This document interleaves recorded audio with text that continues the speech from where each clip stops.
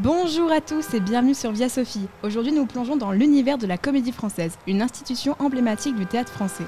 Nous allons vous raconter l'histoire fascinante de cette troupe légendaire, son fonctionnement et sa place dans le monde théâtral d'aujourd'hui.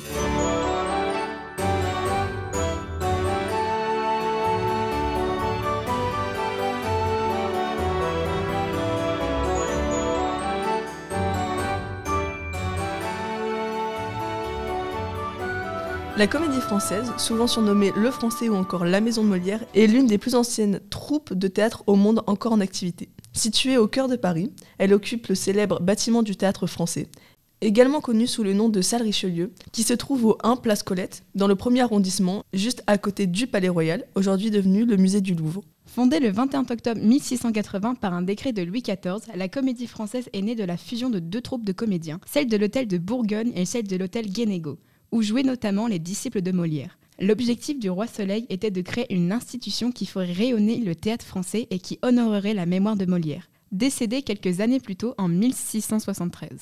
La Comédie Française fonctionne de manière unique et singulière. Elle est dirigée par un administrateur général, actuellement Éric Ruff, nommé par un mandat de 3 ans renouvelable. L'administrateur général joue un rôle central dans la gestion de la troupe et de la programmation artistique. La troupe elle-même est composée de comédiens sociétaires et pensionnaires. Les sociétaires sont des membres permanents qui ont été élus après plusieurs années de collaboration en tant que pensionnaires. Ils participent aux décisions artistiques et administratives de la maison.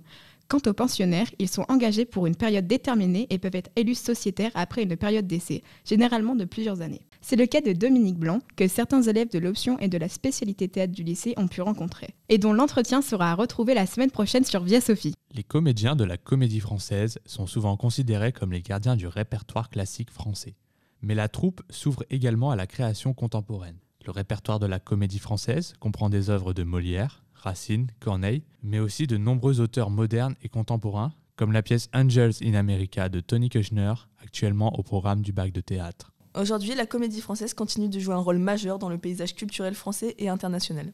Elle propose une programmation riche et variée, avec des spectacles présentés dans ses différents espaces, principalement à la salle Richelieu, mais aussi au théâtre du Vieux-Colombier, situé rue du Vieux-Colombier, et au studio théâtre au 99 de la rue Rivoli à Paris. La troupe ne se contente pas de jouer à Paris, elle effectue régulièrement des tournées en France et à l'étranger, participant ainsi à des festivals prestigieux et à des échanges culturels. Cette mobilité permet de faire rayonner le théâtre français et de rencontrer de nouveaux publics à travers le monde.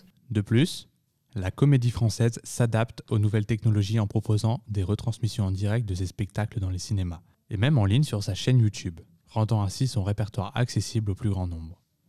Et voilà, vous connaissez maintenant la Comédie Française, à travers l'histoire riche de cette institution, son fonctionnement unique et son rayonnement contemporain.